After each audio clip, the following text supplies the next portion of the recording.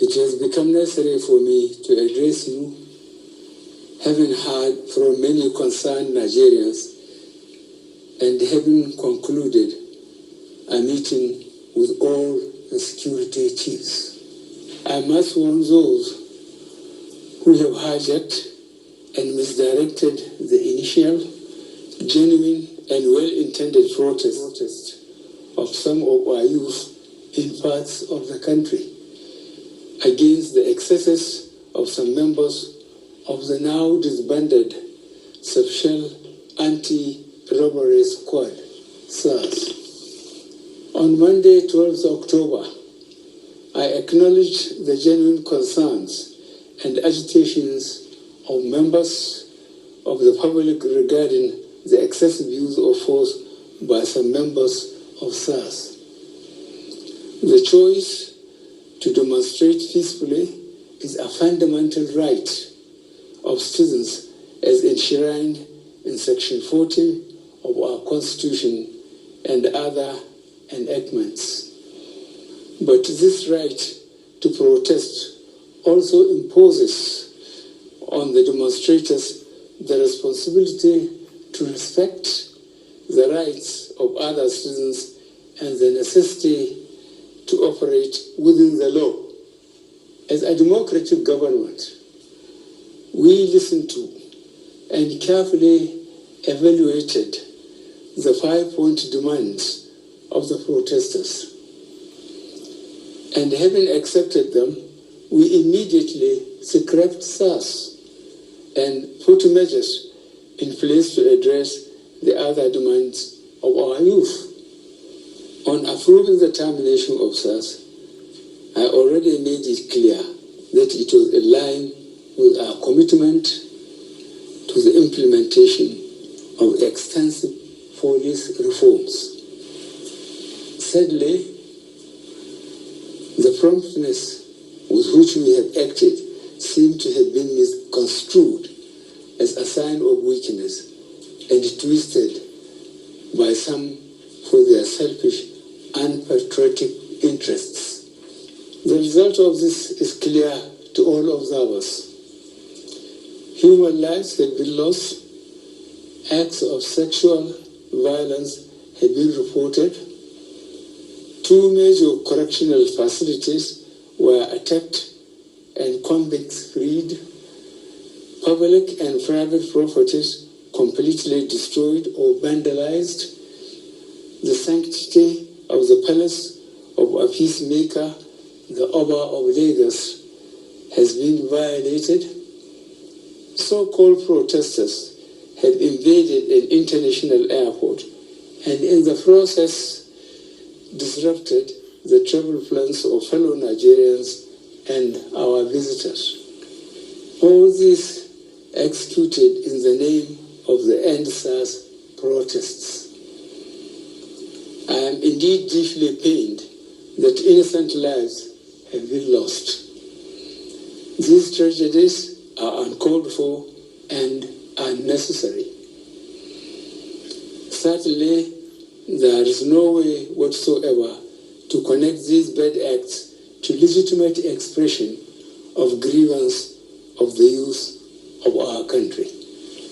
The spreading of deliberate falsehood and misinformation through the social media in particular, that this government is oblivious to the pains and plight of the citizens is a ploy to mislead the unwary within and outside Nigeria into unfair judgment and disruptive behavior. On the contrary, both our deeds and words have shown how committed this administration has been to the well-being and welfare of citizens, even with the steadily dwindling revenues and the added responsibilities and restrictions due to the coronavirus pandemic. Government has put in place measures and initiatives principally targeted at youth, women, and the most vulnerable groups in our society. These included our broad plan to lift 100 million Nigerians out of poverty in the next 10 years.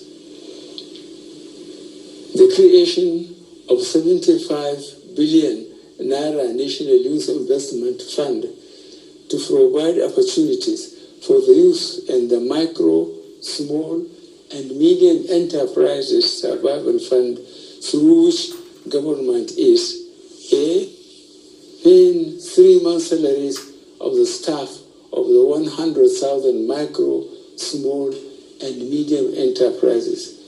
B, paying for the registration of 250,000 businesses at the Corporate Affairs Commission.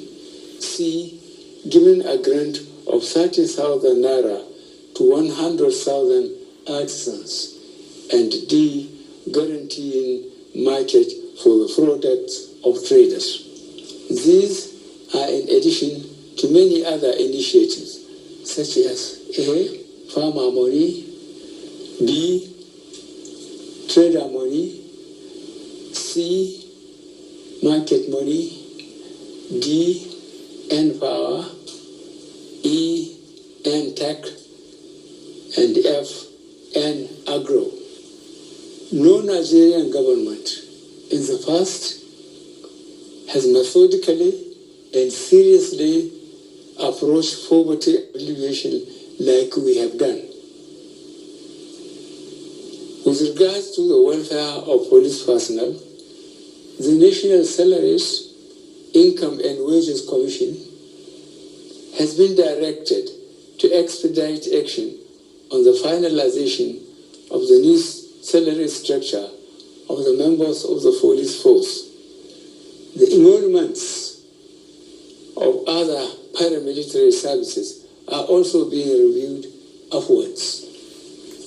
In order to underscore the importance of education in preparing youth for the future, this administration has come up with a new salary structure and other incentives for our teachers.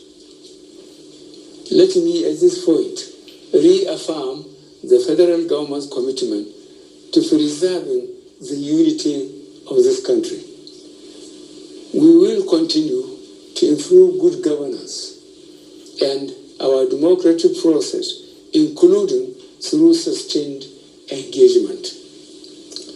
We shall continue to ensure that liberty and freedom, as well as the fundamental rights of all students, are protected. But remember that government also has the obligation to protect lives and properties, as well as the right of students to go about their daily businesses freely and protected from acts of violence.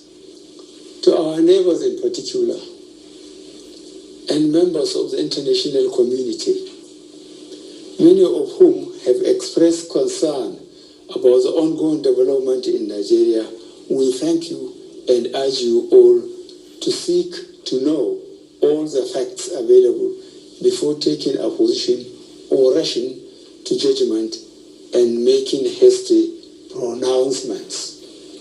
In the circumstances, I would like to appeal to protesters to note and take advantage of the various well-thought-out initiatives of this administration designed to make their lives better and more meaningful, and resist the temptation of being used by some subversive elements to cause chaos with the aim of truncating our nascent democracy. For you to do otherwise will amount to undermining national security and the law and order situation. Under no circumstances will this be tolerated. I therefore call on our youth to discontinue the street protests and constructively engage government in finding solutions. Your voice has been heard loud and clear, and we are responding. And I call on all Nigerians to go about their normal businesses and to enjoin security agencies to protect lives and properties of all law-abiding citizens without doing harm to those they are meant to protect. Let me pay tribute to officers of the Nigeria Police Force who have tragically lost their lives in the line of duty. I would like to thank those state governors, traditional and religious leaders who have appealed for calm and restraint.